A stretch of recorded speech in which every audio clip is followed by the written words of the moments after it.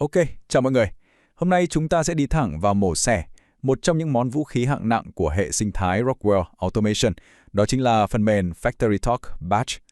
Với những anh em kỹ sư đang chinh chiến trực tiếp với các hệ thống điều khiển hiện đại, thì đây chắc chắn là một chủ đề chuyên môn cực kỳ quan trọng.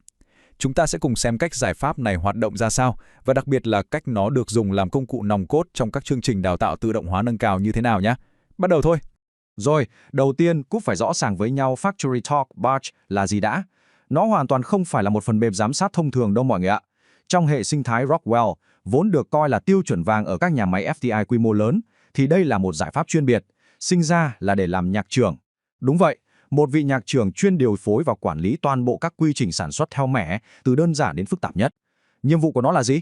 Là phải đảm bảo mọi thứ chạy với tính nhất quán tuyệt đối, an toàn cao nhất và hiệu quả tối ưu cho toàn bộ chu trình sản xuất. Để thấy rõ mức độ quan trọng, chúng ta cứ nhìn vào những ngành công nghiệp đang sống dựa vào nền tảng Rockwell cho việc sản xuất theo mẻ này. Toàn những ông lớn nặng ký thôi, nào là thực phẩm và đồ uống, rồi dược phẩm. Tại sao lại là các ngành này? Đơn giản, vì sản xuất ở đây đòi hỏi độ chính xác đến từng ly từng tí trong việc pha trộn, theo dõi nguồn gốc vật liệu và tuân thủ các quy định chất lượng ngặt nghèo vô cùng. Chưa kể, nó còn là trụ cột không thể thiếu trong ngành bán dẫn, dầu khí hay xử lý nước. Ở những môi trường này, nói thật, chỉ lệch một chút xíu thông số mẻ thôi là hậu quả kinh tế và kỹ thuật đã khôn lường rồi. Vậy thì câu hỏi đặt ra là phần mềm này cấu trúc hóa và kiểm soát quy trình sản xuất dưới xưởng như thế nào? Chúng ta đều biết sản xuất theo mẻ khác với dây chuyển chạy liên tục là nó có điểm bắt đầu và điểm kết thúc cực kỳ rõ ràng cho từng lô sản phẩm. Và Factory Talk Batch mang đến một bộ khung vững chắc để chuẩn hóa toàn bộ câu chuyện đó. Thay vì để con người tự tay làm những thao tác vận hành phức tạp, rất dễ sai sót, thì phần mềm này biến tất cả thành một chuỗi các lệnh được số hóa và kiểm soát chặt chẽ từ trung tâm. Cực kỳ mượt mà.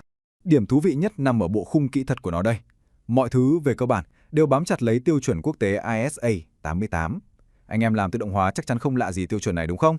Dựa trên nền tảng đó, Factory Talk Batch đi sâu vào quản lý công thức, tức là Recipe Management, cho phép thay đổi thông số cực kỳ linh hoạt mà không cần anh em phải căng mắt ra viết lại mã lệnh liên tục. Rồi nó quản lý chi tiết đến từng điều khiển pha thiết bị và thực thi quy trình đơn vị. Cứ chia module rõ ràng như vậy, lúc bảo trì hay nâng cấp hệ thống nhàn hơn hẳn, không bị lộn xộn hay rối rắm một chút nào. Nhưng mà, nói đi cũng phải nói lại. Nắm được lý thuyết trên mặt khái niệm hay biết nó làm được gì mới chỉ là một nửa chặng đường. Những kiến thức này bắt buộc phải được mang ra thực hành, cọ sát thực tế thì mới triển khai được dưới nhà máy.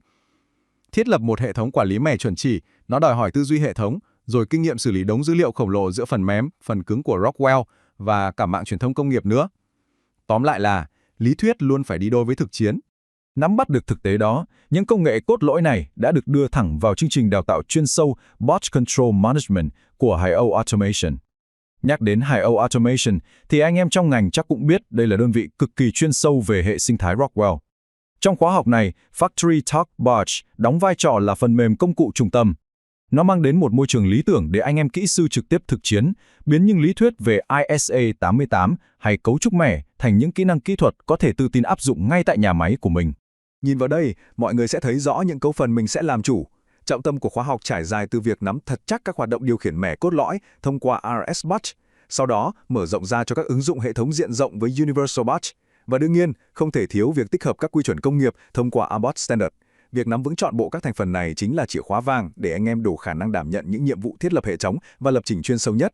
Để khép lại bài phân tích hôm nay, có một câu hỏi mà chúng ta cần tự hỏi. Trong bối cảnh nhà máy nào cũng đang ráo riết tối ưu hóa và số hóa quy trình, thì việc làm chủ hệ thống điều khiển mẻ sẽ đẩy sự nghiệp của chúng ta tiến xa đến đâu? Việc sở hữu kỹ năng chuyên sâu về Factory Talk Batch lúc này thực sự là một lợi thế cạnh tranh vô cùng lớn. Anh em kỹ sư nếu muốn tạo ra bước bứt phá, hãy trực tiếp khám phá lộ trình khóa học Batch Control Management tại website hiautomation.com nhé. Cảm ơn mọi người đã đồng hành cùng bài phân tích này. Hẹn gặp lại ở những chủ đề công nghiệp hấp dẫn tiếp theo.